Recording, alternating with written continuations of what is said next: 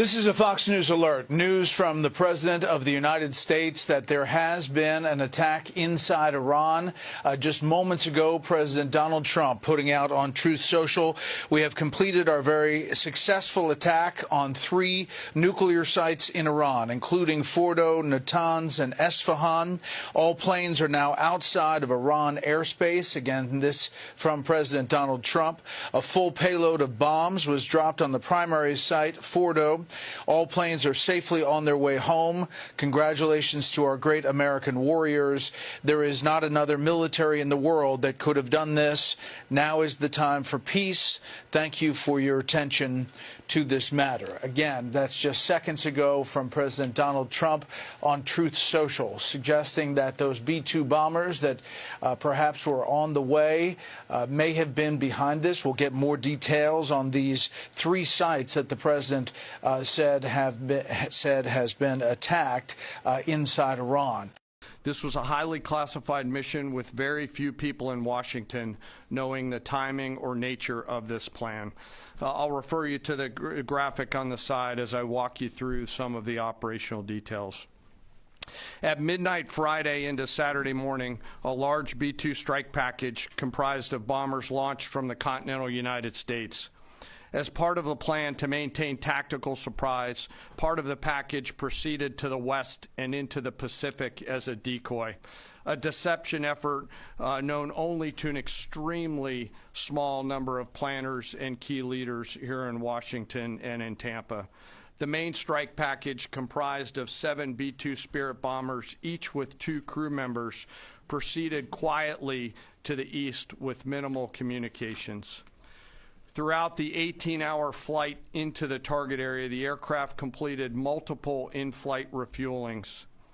Once over land, the B-2s linked up with escort and support aircraft in a complex, tightly timed maneuver requiring exact synchronization across multiple platforms in a narrow piece of airspace, all done with minimal communications. This type of integration is exactly what our joint force does better than anyone else in the world. At approximately 5 p.m. Eastern Standard Time last night, and just prior to the strike package entering Iran, a U.S. submarine in the Central Command Area of Responsibility launched more than 24 Tomahawk land attack cruise missiles against key surface infrastructure targets at Esfahan. As the Operation Midnight Hammer strike package entered Iranian airspace, the U.S. employed several deception tactics, including decoys, as the 4th and 5th generation aircraft pushed out in front of the strike package at high altitude and high speed, sweeping in front of the package for enemy fighters and surface-to-air missile threats.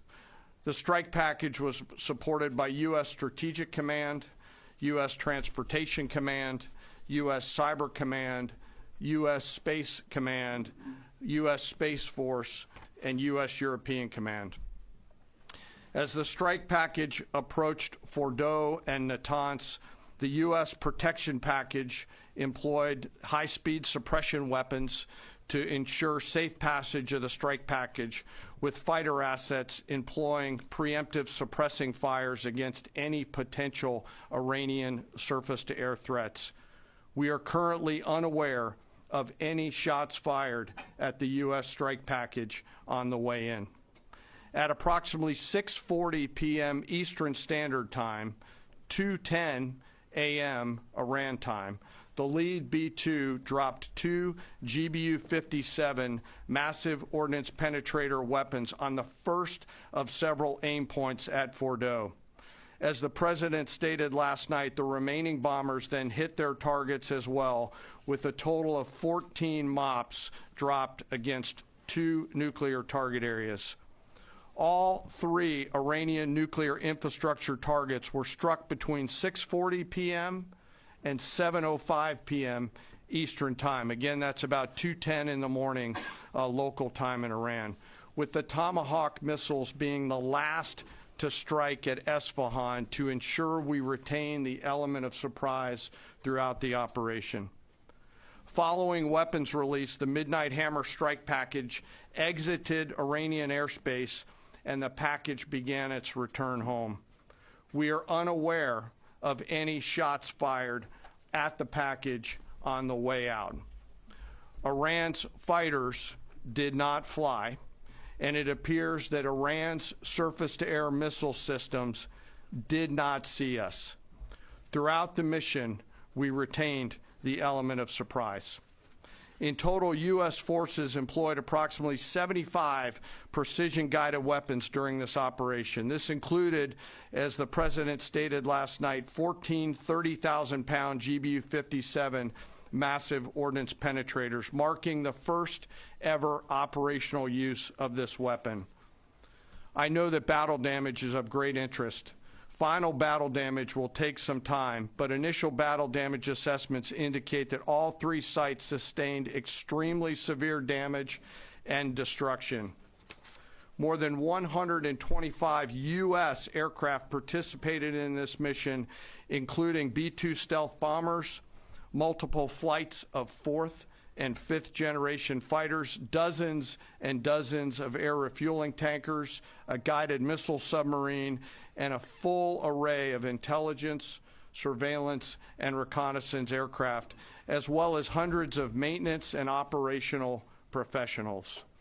As the Secretary said, this was the largest B-2 operational strike in U.S. history and the second longest B-2 mission ever flown, exceeded only by those in the days following 9/11.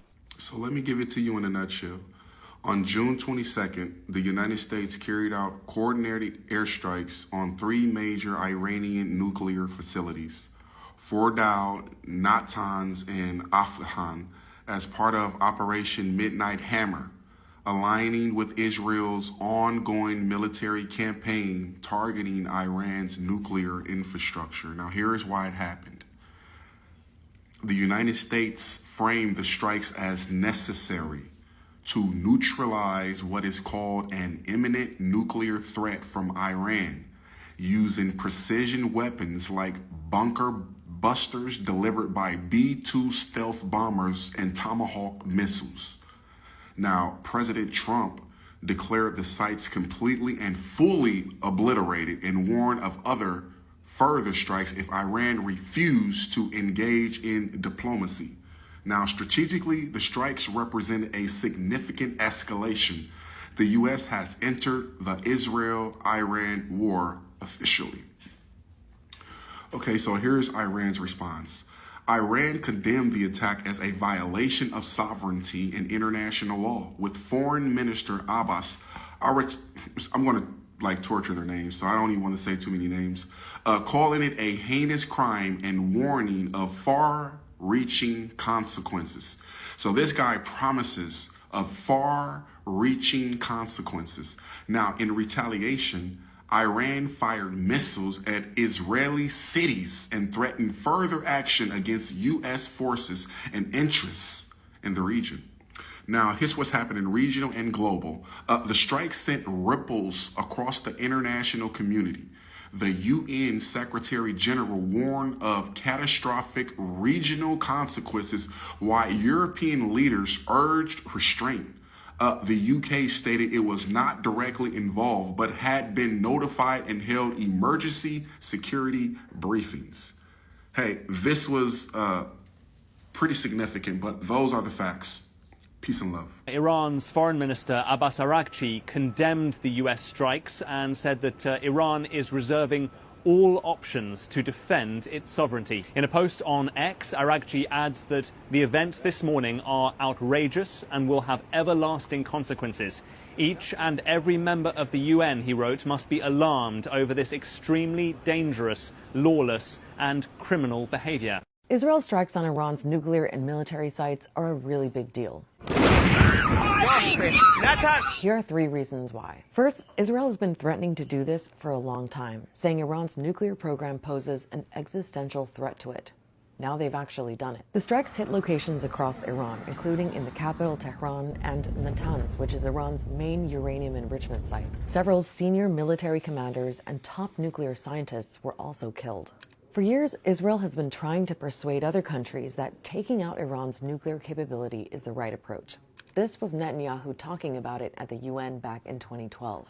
But the US, Europe, and others have preferred to go down the negotiations route. We saw that with the Iran nuclear deal, signed during Obama's presidency. Trump withdrew the US from that deal in his first term, but earlier this year, he started new talks with Iran as a way to avoid military action. And just a few days ago, he said this. Look, I want to have an agreement with Iran. As long as I think there is an agreement, I don't want them going in because I think I would blow it. Might help it, actually, but it also could blow it. Which gets us to the second reason why this is such a big deal. There are questions about how much the U.S., Israel's biggest ally, was or wasn't involved in the decision to go ahead with the strikes. The U.S.'s Secretary of State Marco Rubio said Israel took unilateral action, i.e. it acted alone, and that the U.S. is not involved in Israel's strikes against Iran. So it looks like the U.S. could be trying to distance itself a bit from Israel on this. And keep in mind that the 6th round of U.S.-Iran nuclear talks was scheduled for Sunday.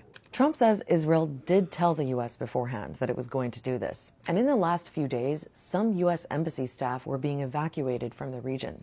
But still, exactly how the discussions between Israel and the U.S. went down in the lead-up to Israel's strikes isn't very clear, nor is Trump's position towards Iran right now. In this post, reacting to Israel strikes, Trump says he told Iran to make a deal, but they just couldn't get it done. In the same post, he also called for more diplomacy, saying Iran must make a deal before there is nothing left. Now, the third reason why this move by Israel is such a big deal is because of what Iran's potential response could be. Right away, Iran launched about 100 drones towards Israel, though many were intercepted. And Iran's supreme leader has warned Israel to expect severe punishment. A big question is whether U.S. military bases in the region could also be targeted.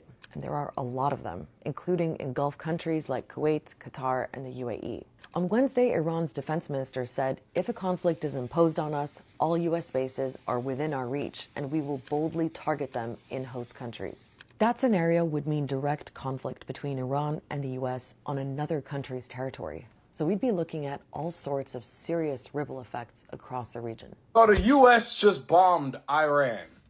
Hey, civilian, yeah, you got nothing to worry about. You in your suburban home in some major city, United States. I don't think civilians quite understand how massive and how terrifying the United States military truly is. I think most veterans active duty, we get it. But like people who are like civilians, they're like freaking out right now. And they're like, oh my God, you have nothing to worry about. You guys don't understand how much defense the United States, all that money, it goes somewhere. You have nothing. They've been on it. They've been thought about it. Every single scenario. These people aren't stupid. I don't think civilians quite understand how big and scary our military really is. I think they think we're playing soldiers. Like, bro, y'all have no idea. I'm a vet, bro. I've seen shit. I know shit. Go to bed. You're fine. Good night. Just keep tweeting and shit. America is not ready for what's coming. In the dead of night, Israeli fighter jets just launched a precision strike deep inside of Iran, eliminating a high-ranking Revolutionary Guard commander believed to be the mastermind behind arming Hamas, Hezbollah, and even sleeper agents inside the United States. The world barely had any time to blink before the retaliation threats started pouring in. But here's the part that nobody's telling you. Iran's revenge may not come from missiles over Tel Aviv. It may come from your own neighborhood. Now, according to White House briefings obtained in just the last 24 hours, multiple U.S. cities are now under surveillance for potential sleeper cell activation. Now, I know a lot of people are getting alarmed. A lot of people are scared. I just want to share this information with you to make sure that your city hopefully is not on this list. But if it is, you let me know. Guys, we're talking about trained operatives here who have been waiting years for a single signal. Now, that signal may have just been sent. President Trump is weighing a full-scale retaliatory strike on Iran's nuclear facilities.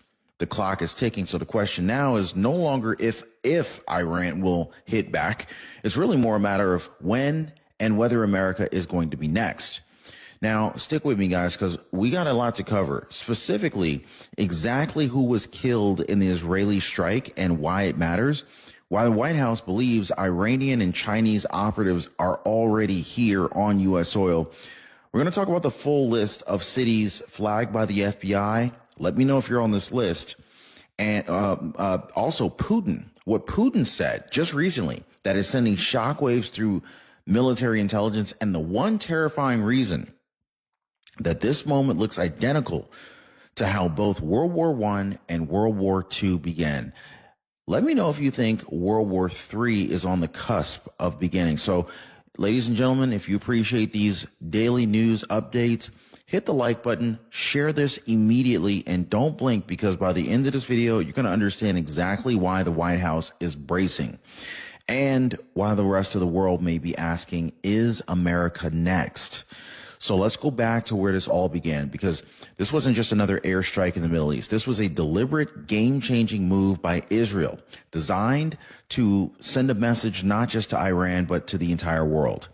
In the early hours of June 20th, 2025, Israeli F-16s pierced Iranian airspace, and they dropped precision munitions on a target deep inside the town of Qum, which is a site long believed to be a covert commander hub for Iranian Revolutionary Guard. Now, this wasn't just about hunting a bunker. The target was Saeed Izzadi, one of the most feared and elusive commanders in Iran's military hierarchy, often referred to as the